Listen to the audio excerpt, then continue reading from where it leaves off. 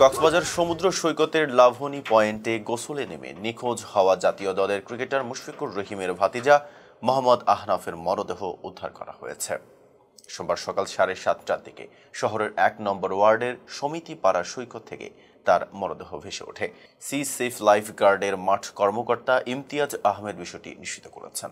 এর আগে রবিবার 7 সেপ্টেম্বর দুপুর 2:30টার দিকে বন্ধুদের সঙ্গে সৈকতে গোসলে নামেন আহনাফ। এ সময় আরও 2 জন পর্যটক পানিতে তলিয়ে গেলেও দ্রুত উদ্ধার করা হয় তাদের। তবে আহনাফ নিখোঁজ ছিলেন। Fire service, sea safe lifeguard ও স্থানীয় স্বেচ্ছাসেবীরা রাতভর উদ্ধার অভিযান চালালেও তার কোনো সন্ধান মেলেনি। কক্সবাজার ফায়ার সার্ভিসের জ্যেষ্ঠ স্টেশন কর্মকর্তা দোলন আচার্য জানান, সকালে সমিতিপাড়া পয়েন্ট থেকে আহনাফের মরদেহ উদ্ধার করা হয়। আইনি প্রক্রিয়া শেষে মরদেহ স্বজনদের কাছে হস্তান্তর করা হবে। নিহত আহনাফ জাতীয় দলের তারকা ক্রিকেটার মুশফিকুর রহিমের বড় ভাইয়ের ছেলে। তার মৃত্যুর ঘটনায় পরিবারে শোকের ছায়া নেমে এসেছে। এতক্ষণ সাথে ছিলাম মেহেদী হাসান। ফেজদাবি বলের সাথে থাকার জন্য ধন্যবাদ।